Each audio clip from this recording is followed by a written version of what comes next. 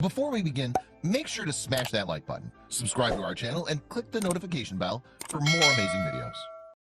World War II plane frozen in time is resurrected before disaster strikes. We all know that during wartime, countries have built thousands of planes to turn the tide of battle. But rarely do we wonder about what happens to these aircraft after the last shot is fired. Some might end up in museums, while others are taken apart for scrap. Yet a few planes, like the Kee Bird, end up with far stranger fates. Years after this World War II bomber met an unhappy fate, a team of experts decided it was high time to track down the forgotten bomber.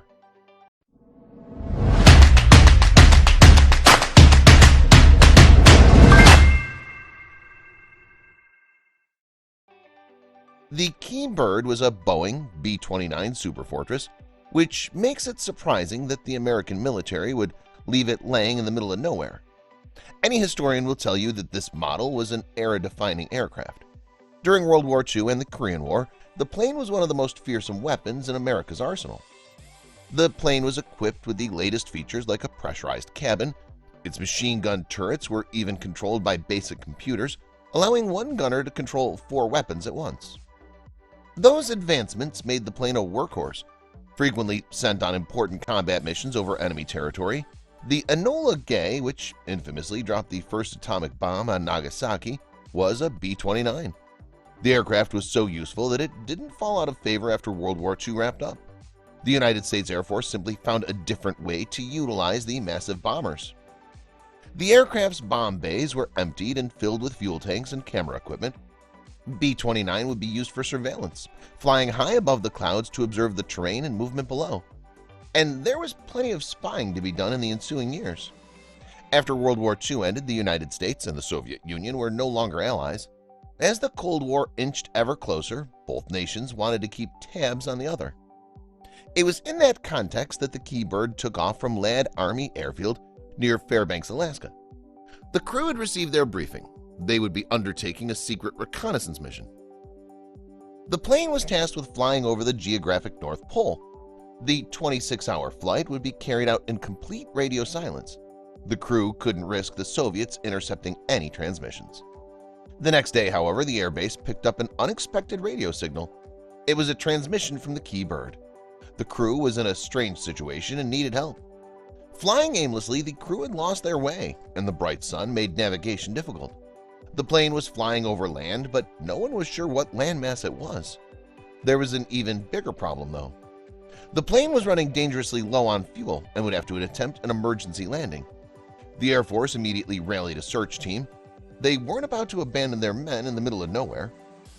After combing the northern portion of the planet, the Kee Bird and its crew was found in a remote corner of Greenland. Before long, the men executed one final order and were on their way home. That order was to destroy any potential sensitive information aboard the plane. The Kee Bird, however, was not mission critical. After the documents and maps were burned, the plane was left behind on the ice. While the Air Force might have abandoned the plane, one person didn't forget about it. In fact, he made it his life's mission to restore the Kee Bird to working order, and luckily he was just the man for the job. That man was Darrell Greenemeyer, a former Air Force reservist and aircraft test pilot. He formed the Kee Bird Limited Liability Company and set off to Greenland, ready to restore the bomber. It took him years to get the plan going. In 1994, Greenemeyer and his crew arrived with engines, propellers, and any other plane part they could possibly need. They began work almost immediately, as this was going to be a challenge for even the most seasoned mechanic. When the work began smoothly enough, there was one thing that the team couldn't control: the weather. Once winter arrived, all work had to stop for the season. The Kee Bird's flight would have to wait. Finally, spring, and in turn, the big day came. But as the plane started taxiing, tragedy struck. A fuel line sprung a leak in the rear fuselage. Moments later, the Kee Bird was engulfed in flames. Despite the crew's best efforts, the fire rendered the Kee Bird damaged beyond repair.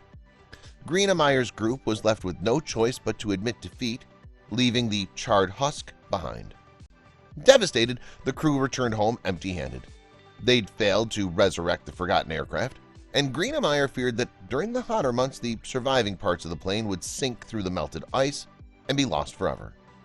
There was one silver lining for his team at least. The ice floes stayed firm, preventing the Arctic waters from ever claiming the Kee Bird.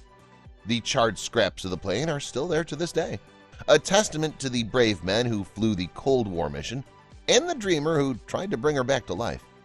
It also inspired other explorers to search for lost planes from bygone eras. Please share this with your friends and family.